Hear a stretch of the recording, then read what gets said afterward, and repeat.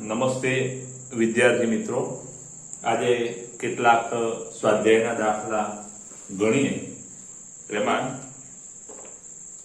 સ્વાધ્યાયમાં 5.3 એક નાના ગજિયા ચુંબકને તેની અક્ષ 0.25 ટેસ્લાના નિયમિત બાહ્ય ચુંબકીય ક્ષેત્ર સાથે 30 ડિગ્રી કોણ બનાવે તે રીતે મૂકતા તે 4.5 ગુણ્યા 10⁻2 જૂલ જેટલું ટોર્ક અનુભવે છે. ચુંબકની મેગ્નેટિક મોમેન્ટનું મૂલ્ય કેટલું છે? તો ખાસ યાદ રાખજો કે ટોર્કનું સૂત્ર આપણું આ છે, ટો બરાબર m b sin થીટા.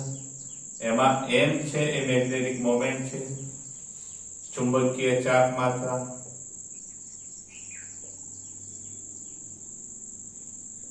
અને b છે ચુંબકીય ક્ષેત્ર છે, અને આપણું ટોર્ક છે. તો જરા જોઈએ ચુંબકીય ક્ષેત્ર કેટલું છે, તો કે b = 0.25 ટેસ્લા.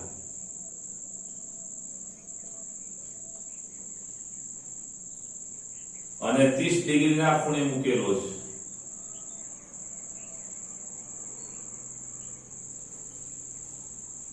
અને એના પર લાગતું જે ટોર્ક છે એ ટોર્ક = 4.5 ગુણ્યા 10⁻² જૂલ. અને ચુંબકીય ચાર્જ માત્રા આપણે શોધવાની છે, magnetic moment.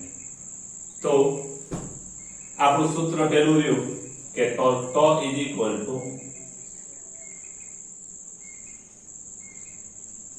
mb sin theta, અને માટે m શોધવાનો છે અને સૂત્રનો કરતા બનાવીશું તો ભાગ્યા b sin થીટા, અને માટે m = 4.5 ગુણ્યા 10⁻² છેદમાં ચુંબકીય ક્ષેત્ર 0.25 ગુણ્યા sin થીટાની વેલ્યુ 30 છે, માટે m = 4.5 ગુણ્યા 10⁻² ભાગ્યા 0.25 અને ગુણ્યા sin 30 એટલે 1/2, છેદનો છેદ ઉપર જશે, 1/2 બગડો અંશમાં જશે, માટે m 4.5 ગુણ્યા 2 એટલે 9 થશે, અને 9 ગુણ્યા 4 36, અને 0.25 ગુણ્યા 4 1 થશે. 4.5 ગુણ્યા 2 ભાગ્યા 0.25 એટલે 36 થશે, ગુણ્યા 10⁻², અને માટે magnetic moment m = 0.36 ampere metre square. 0.36 ampere metre square. એના પછી દાખલા નંબર 5.4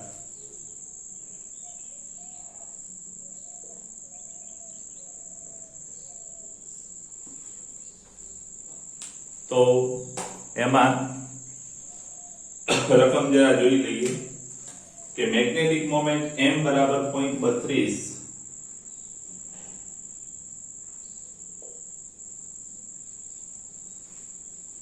એમ્પિયર મીટર સ્ક્વેર. એનો બીજો એકમ છે જૂલ પ્રતિ ટેસ્લા. આટલી મેગ્નેટિક મોમેન્ટ ધરાવતા નાના ગજિયા ચુંબકને 0.15 ટેસ્લાના નિયમિત ચુંબકીય ક્ષેત્ર B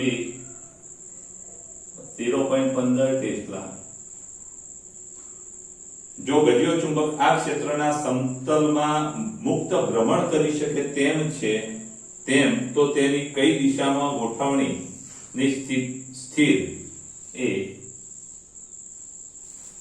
સ્થિર અને બે અસ્થિર સંતુલન.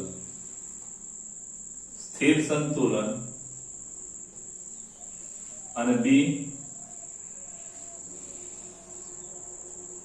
અસ્થિર સંતુલન. બંનેમાં સંતુલન છે. સ્થિર અને અસ્થિર સંતુલન દર્શાવે છે દરેક કિસ્સામાં આ ચુંબકીય સ્થિતિ ઊર્જા કેટલી હશે. તો ખાસ યાદ રાખજો એ થીટા બરાબર 0 માટે સ્થિર સંતુલન,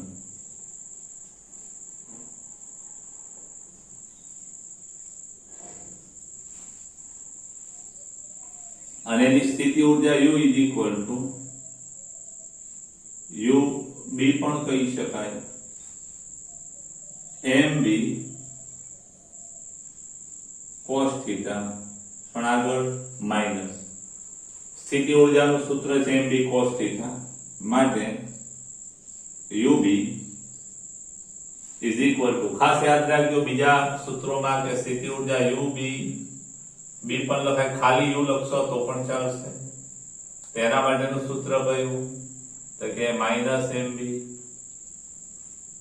cos theta and minus m dot B પણ કહેવાય છે. ડોટ ગુણાકાર માઈનસ m કેટલા તો 0.32 અને ગુણ્યા 0.15 અને ગુણ્યા cos 0 માઈનસ 0.32 ગુણ્યા 4 15 દુ 30 વિધિ 3 15 તે 45 46 48 1 2 3 છે એટલે આવું થશે 0.048 અને cos 0 એટલે માઈનસ 0.048 જૂલ થાય. બી અસ્થિર સંતુલન, તેમાં થીટા બરાબર પાઈ રેડિયન એટલે કે 180 ડિગ્રી માટે અસ્થિર સંતુલન.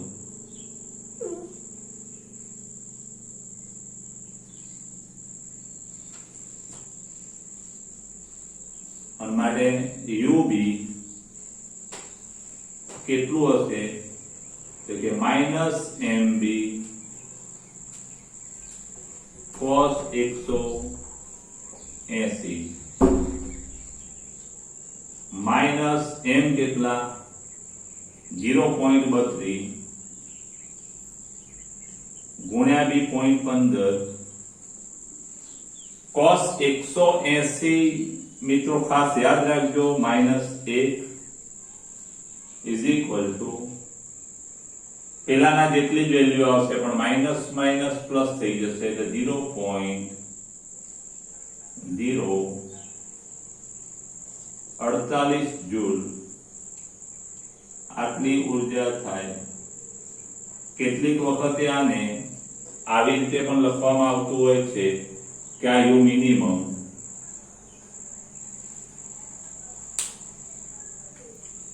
આ જે ખરું આના આ રીતે પણ લખાય છે કે આ યુ મિનિમમ લઘુત્તમ સ્થિતિ ઉર્જા અને આ જે છે એ યુ મેક્સિમમ છે એટલે આને યુ મિનિમમ અને યુ મેક્સિમમ પણ કહેવાય છે. ખાસ યાદ રાખો. એના પછી નેક્સ્ટ દાખલો પાંચમો કે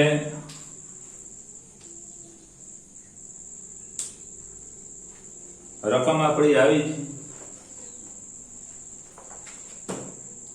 કે ખૂબ જ નજીક વીંટેલા 800 આટાવાળા અને 2.5 ગુણ્યા 10⁻⁴ મીટર સ્ક્વેર આડછેદનું ક્ષેત્રફળ ધરાવતા સોલેનોઇડમાંથી 3 એમ્પિયર વિદ્યુત પ્રવાહ પસાર થાય છે. સોલેનોઇડ કઈ રીતે ગજિયા ચુંબકની જેમ વર્તશે તે સમજાવો. તેની સાથે સંકળાયેલી મેગ્નેટિક મોમેન્ટ કેટલી હશે? તો જરા ધ્યાન રાખજો કાંટાની સંખ્યા કેટલી છે અહીંયા સ્વાધ્યાય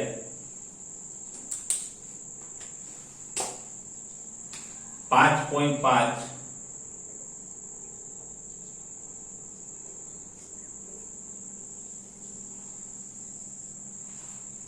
તેમાં 800 આટા છે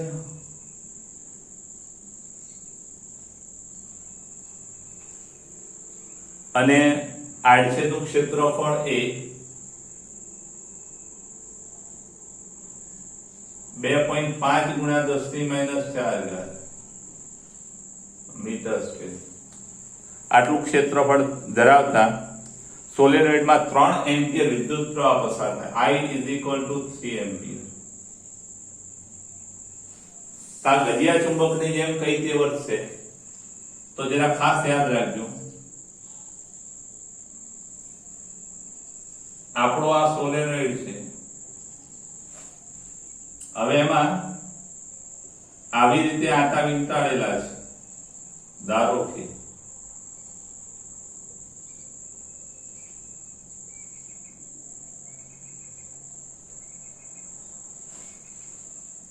અને આમાં કરંટ I તે છે.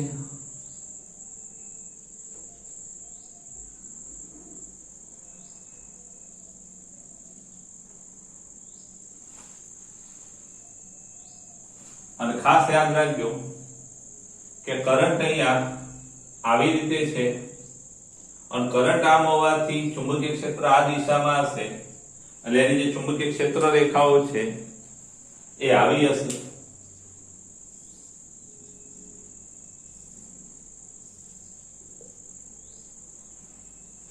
આવું ક્ષેત્ર હશે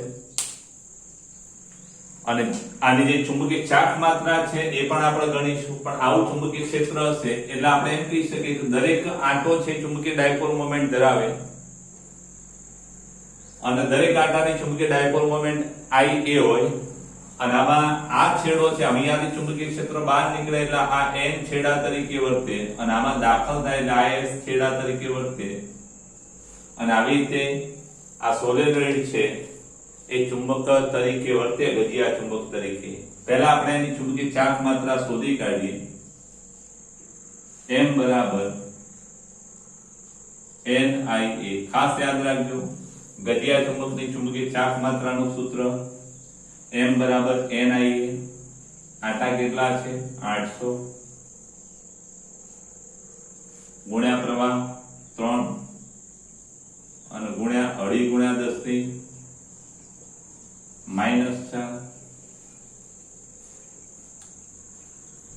25 તરી 75 એટલે 7.5 થશે અને ગુણ્યા 800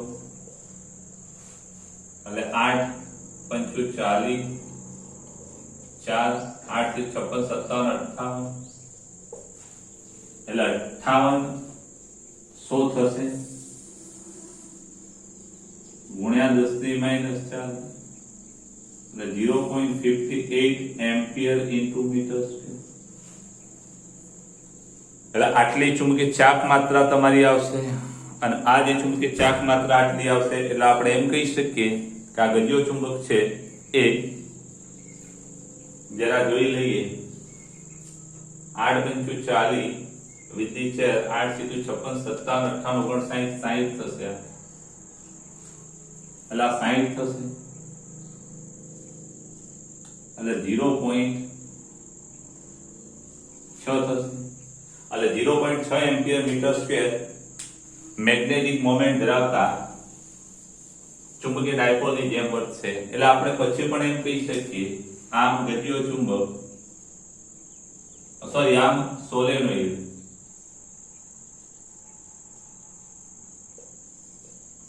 એ m બરાબર 0.6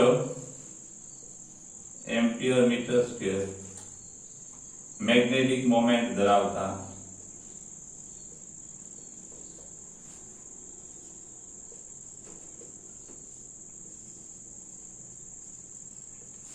ગજિયા અથવા ચુંબકીય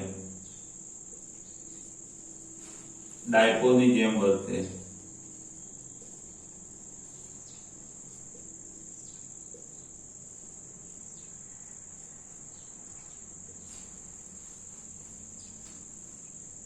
ચલો જરા આનો સ્ક્રીનશોટ લઈ લેજો.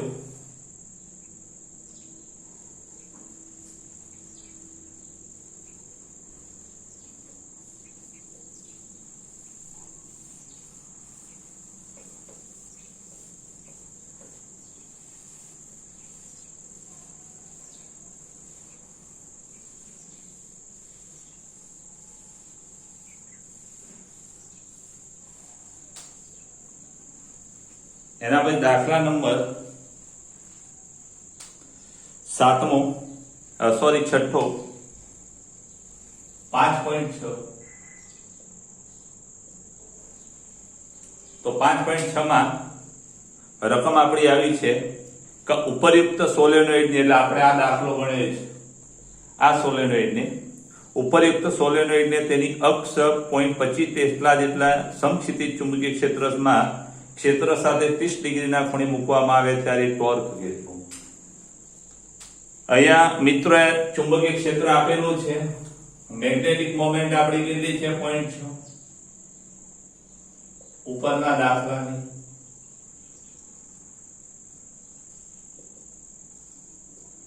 ચુંબકીય ક્ષેત્ર આપેલું છે આમાં 0.25 ટેસ્લા અને થીટા 30. તો ટોર્ક શોધવાનું છે. આપણું સૂત્ર આ રહ્યું mb sin થીટા, એટલે torque is equal to mb sin theta, અને માટે torque is equal to m 0.6 ચુંબકીય ક્ષેત્ર 0.25 અને ગુણ્યા sin 30. sin 30 ની વેલ્યુ 1/2 થાય, 25 × 150 એટલે 150, 25 × 150 1 2 ને 3, અને ગુણ્યા 10 ની sin 30 1/2 0.15 ભાગ્યા 2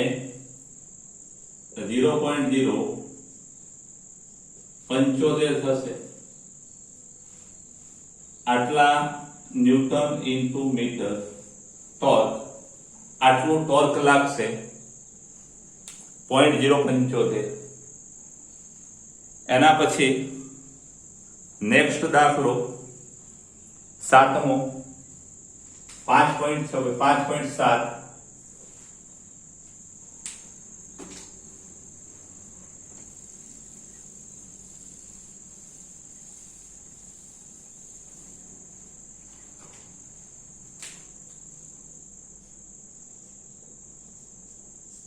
સ્વાધ્યાયનો 5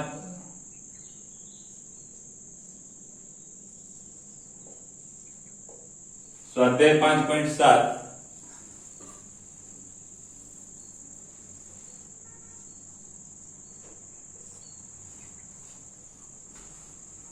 તો રકમ આપણી આવી છે કે 1.5 જૂલ પ્રતિ ટેસ્લા જેટલી ચુંબકીય ડાયપોલ મોમેન્ટ ધરાવતા એક ગજિયા ચુંબકની અક્ષ 0.22 ટેસ્લા જેટલા સમાન ચુંબકીય ક્ષેત્રની દિશામાં આવેલી છે. હવે આ ગજિયા ચુંબકને ભ્રમણ આપીને તેની અક્ષ 1 ચુંબકીય ક્ષેત્રને લંબ, 2 ચુંબકીય ક્ષેત્રની વિરુદ્ધ દિશામાં ગોઠવવા માટે બાહ્ય ટોર્ક વડે કેટલું કાર્ય કરવું પડશે. બી ઉપરના વિભાગ એટલે કે એ ના બંને કિસ્સામાં 1 અને 2 માં ગજિયા ચુંબક પર લાગતા લઘુત્તમ ટોર્ક શોધો. તો પહેલા એની જે ચુંબકીય ડાયપોલ મોમેન્ટ છે 1.5 જૂલ પ્રતિ ટેસ્લા એટલે કે એમ્પિયર પર મીટર સ્ક્વેર, અને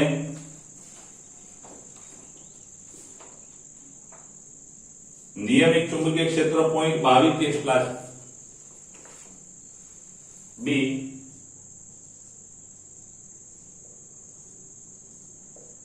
ટેસ્લા, અને ચુંબકીય ક્ષેત્ર બાહ્ય ટોર્ક દ્વારા કરવું પડતું કાર્ય આપણે શોધવાનું છે. તો પહેલી વાત કઈ સ્થિતિમાં ખાસ ધ્યાન જોજો કે ક્ષેત્રને લંબ દિશામાં ગોઠવાય ત્યારે એમાં પહેલો વિભાગ લંબ દિશામાં ગોઠવાય એટલે કે અહીંયા θ1 બરાબર 0 ડિગ્રી થી લંબ એટલે 90 ડિગ્રી. આના માટે કાર્ય શોધવાનું છે, કાર્ય W. તો કાર્યનું સૂત્ર ખાસ યાદ રાખજો. કાર્ય W બરાબર mb કૌંસમાં cos θ1 minus cos θ2. તો અહીંયા θ1 કેટલા? અહીંયા સૂત્ર આપણું mb cos θ1 minus cos θ2 માટે કાર્ય W m 1.5 ગુણ્યા 0.22 cos 0 minus cos 0 માટે કાર્ય W 1.5 ગુણ્યા 22 15 દુ 30 વિધિ 3 15 દુ 30 નો 3 33 1 2 ને 3 0.33 cos 0 1 minus cos 90 cos 90 ની વેલ્યુ 0 cos 0 ની વેલ્યુ 1 અને માટે કાર્ય W is equal to 1 minus 0 1 ગુણ્યા 0.33 એટલે 0.33 જૂલ થશે. પછી બીજું આ એક એમાં બીજામાં એવું કહે છે કે ચુંબકીય ક્ષેત્રની વિરુદ્ધ દિશામાં ગોઠવાય. ખાસ યાદ રાખજો ચુંબકીય ક્ષેત્ર આ દિશામાં લગાડેલું છે, પહેલા લંબ દિશામાં ગોઠવ્યું એટલે અહીંથી આમ 90 હવે વિરુદ્ધ એટલે આમ એટલે અહીંયા 0 થી 180 વિરુદ્ધ દિશામાં એટલે વિરુદ્ધ દિશા માટે θ1 0 હતો થી θ2 કેટલા?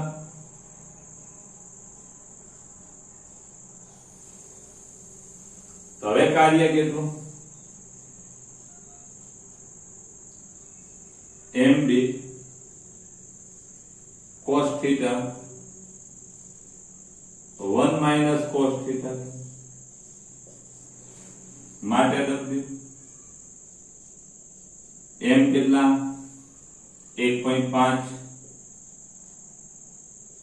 ગુણ્યા 0.22 ચુંબકીય ક્ષેત્ર θ1 0 cos 0 minus cos 180 આ cos θ1 0 અને θ2 180 માટે આ ગુણાકાર ઉપરની જેમ 0.33 આવશે. cos 0 1 minus cos 180 minus 1 અને માટે કાર્ય W માઇનસ માઇનસ પ્લસ એટલે 0.33 માઇનસ માઇનસ પ્લસ એટલે 1 plus 1 1 plus 1 1 વત્તા 1 2 33 દુ 66 આટલું કાર્ય કરવું પડે. હવે બી આમાં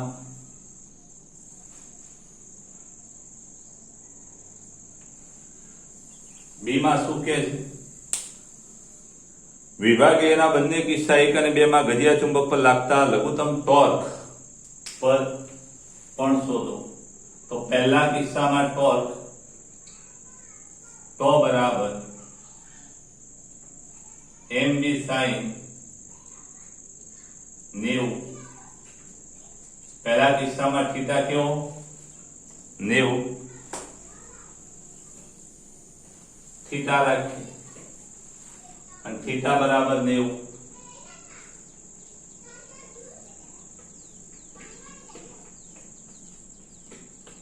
m કેટલા? 1.5 ગુણ્યા 0.22 sin 91 એટલે આ ગુણાકાર આગળ 0.33 આપણે લાવેલા છીએ. ટોર્કનો એકમ પણ જૂલ લખી શકાય, ન્યૂટન મીટર પણ લખાય. અને બીજા કિસ્સામાં થીટા કેટલો છે? આ કિસ્સામાં થીટા બરાબર 90 હતો. આ બીજા કિસ્સામાં થીટા કેટલો? 180 ડિગ્રી. અને માટે torque τ mb sin 180 degree. m કેટલા? 1.5 0.22 ચુંબકીય ક્ષેત્ર અને sin 180 0 અને માટે ટોર્ક લાગશે નહીં.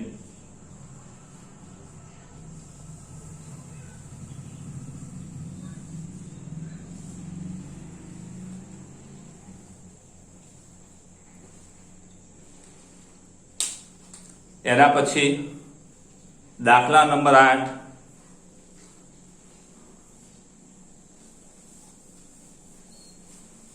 સ્ક્રીનશોટ લઈ લેજો.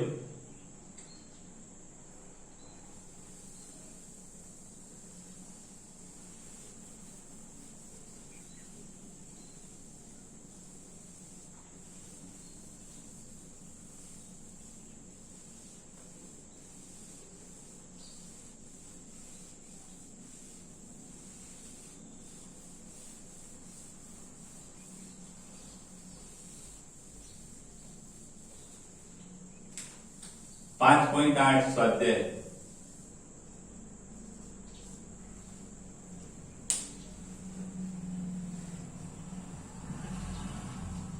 બે 2000 જેટલા અત્યંત નજીક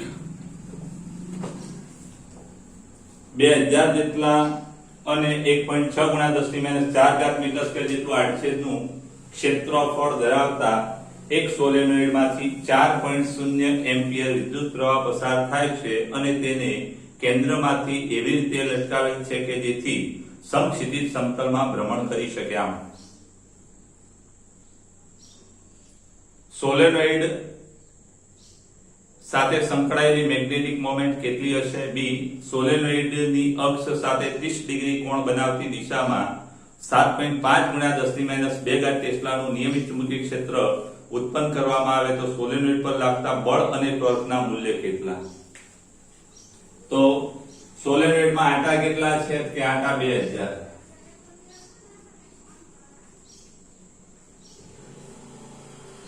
અને એની આડછેદનું ક્ષેત્રફળ જે છે એ 1.6 ગુણ્યા 10⁻⁴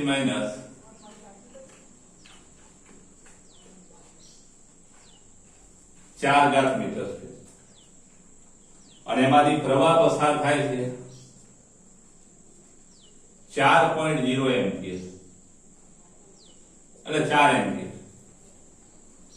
તો પહેલું સોલેનોઇડની મેગ્નેટિક મોમેન્ટ શોધવાની છે. Magnetic moment M NIA. સોલેનોઇડની મેગ્નેટિક મોમેન્ટનું સૂત્ર ખાસ યાદ રાખજો.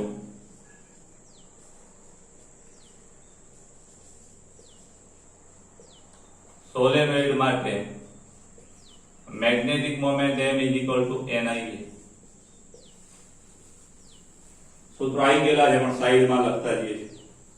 ચલો M કે N કેટલા? 2000.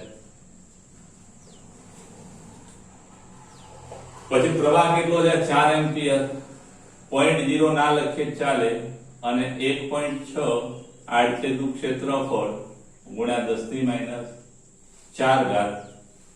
અહીંયા આ બધાનો ગુણાકાર કરીએ આપણે. અહીંયા 2000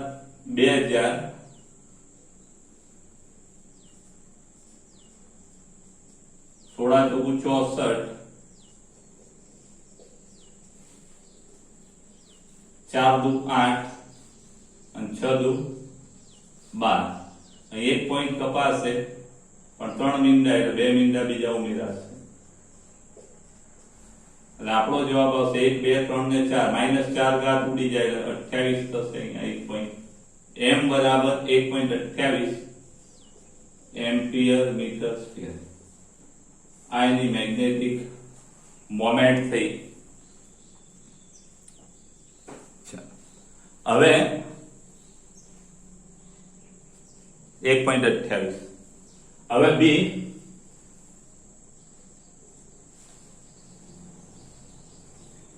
જો સોલેનોઇડની અક્ષ સાથે 30 ડિગ્રી કોણ બનાવતી દિશામાં 7.5 × 10⁻³ ટેસ્લા જેટલું નિયમિત ચુંબકીય ક્ષેત્ર સમચુંબકીય ચુંબકીય ક્ષેત્ર ઉત્પન્ન કરવામાં આવે તો સોલેનોઇડ પર લાગતા બળ અને ટોર્ક.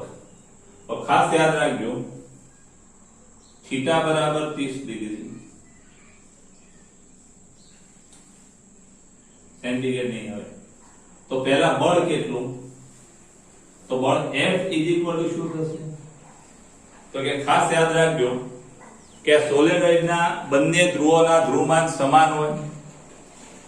ઉત્તર ધ્રુવ પર ક્ષેત્રની દિશામાં બળ લાગે અને દક્ષિણ ધ્રુવ પર ક્ષેત્રની વિરુદ્ધ દિશામાં. અને ખાસ ધ્યાન રાખજો કે ધ્રુવના ધ્રુવમાન પર ચુંબકીય ધ્રુવના ધ્રુવમાન પર લાગતું બળ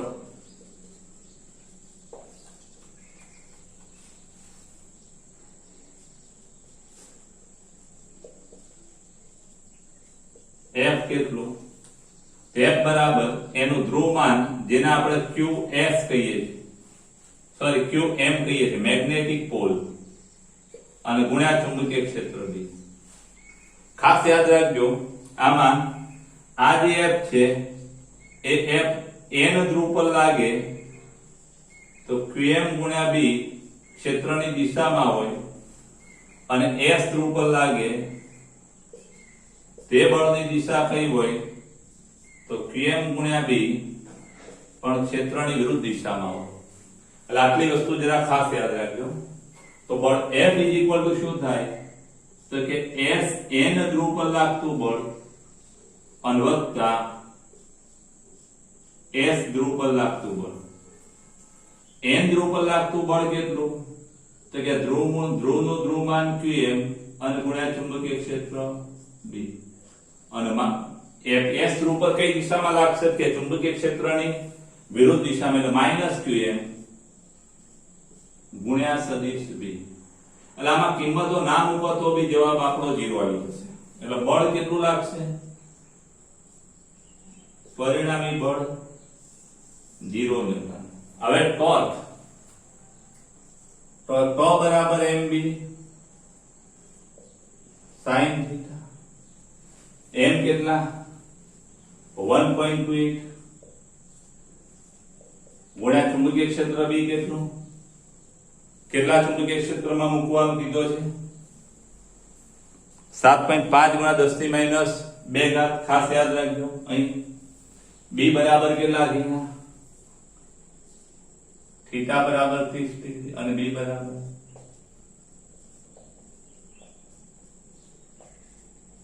ટેસ્લા. કિંમતો મૂકી આપણે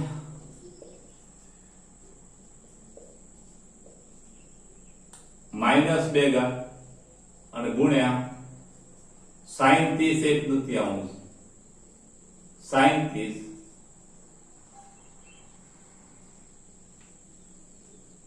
1.28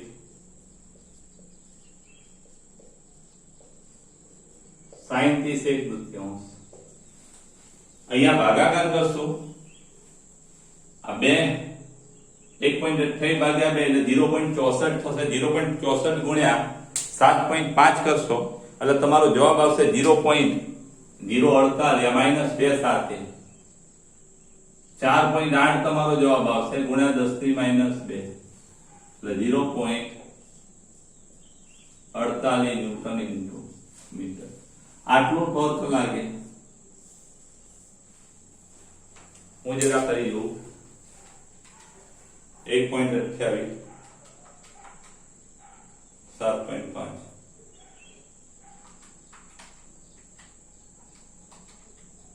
બરાબર આટલું ટોર્ક લાગશે.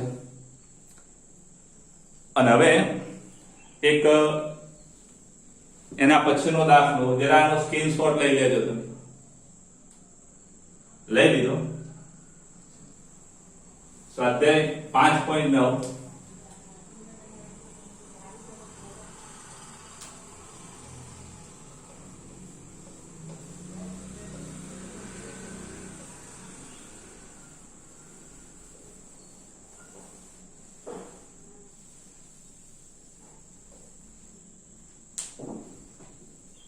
હવે જુઓ,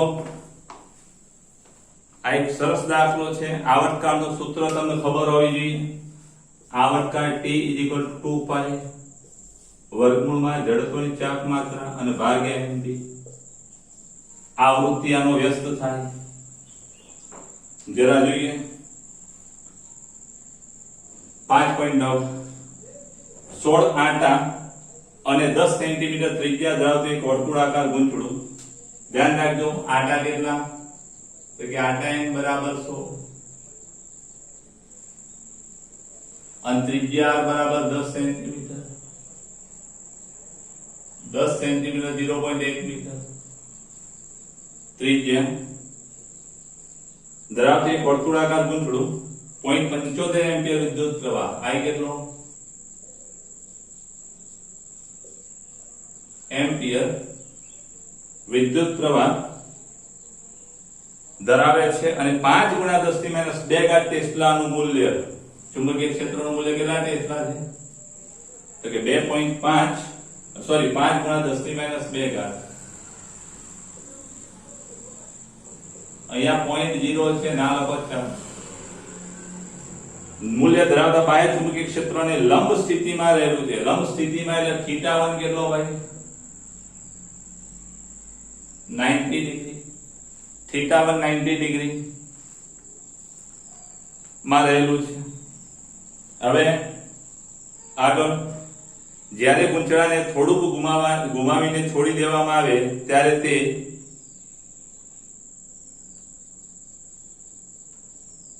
તે સ્થિર સંતુલિત સ્થિતિની આસપાસ 2 પ્રતિ સેકન્ડ આવૃત્તિથી દોલન કરે. આવૃત્તિ ન્યુ કેટલી? દોલનની 2 પ્રતિ સેકન્ડની આવૃત્તિથી દોલન કરે. ગૂંચળાની તેની ભ્રમણ અક્ષને અનુલક્ષીને જડત્વની ચાક માત્રા આપણે શોધવાની છે. આપણું સૂત્ર આવ્યું T વાળું. તો T = 2π વર્ગમૂળમાં જડત્વની ચાપ માત્રા ભાગ્યા mb. અને માટે T એટલે આવૃત્તિનો વ્યસ્ત.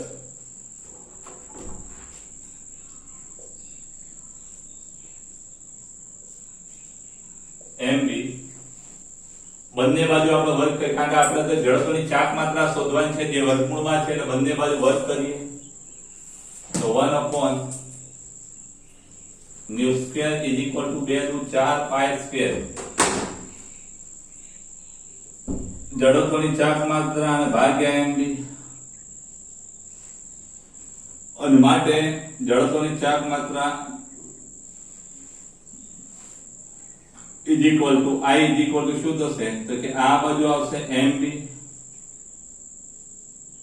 છેદમાં 4π² × μ².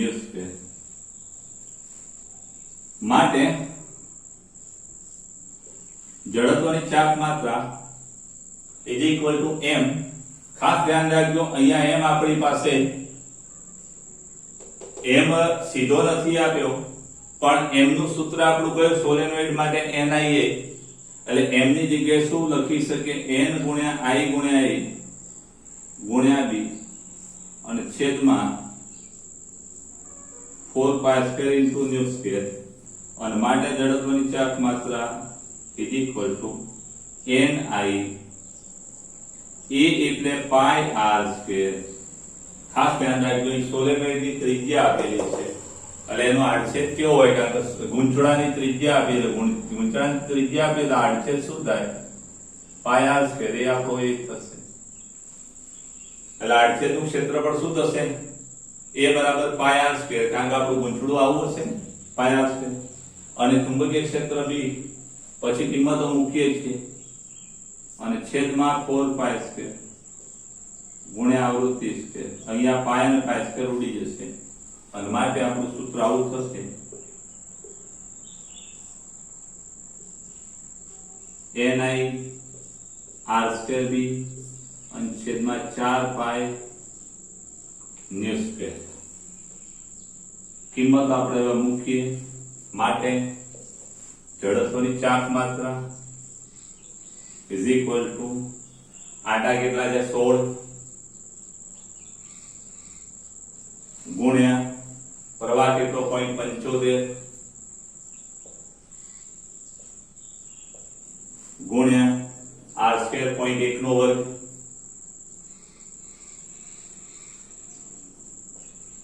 ગુણ્યા b 5 ગુણ્યા 10 ની માઈનસ 2 ઘાત અને ભાગ્યા 4 પાય 3.14 અને ગુણ્યા ન્યુ 2 છે એટલે 2 નો વર્ગ 4.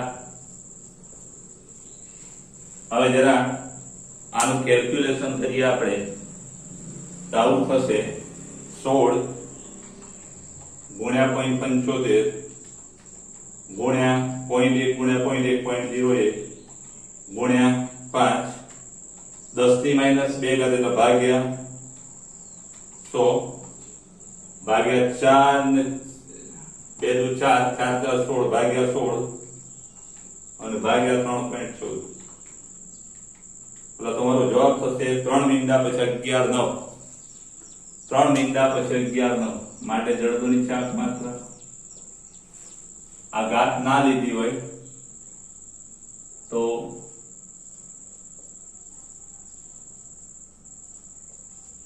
પાછળના આંકડા લઈ લઈએ હજુ 4 આટલો જવાબ આવે છે 0.0.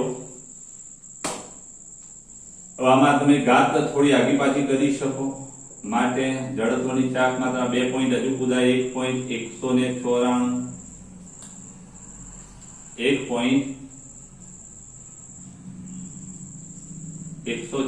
ગુણ્યા 10 ની આ -2 3 ને 4 -4 ઘાત. જડત્વની ચાક માત્રાનો એકમ શું થાય કે kg * મીટર સ્ક્વેર. ચાલો મિત્રો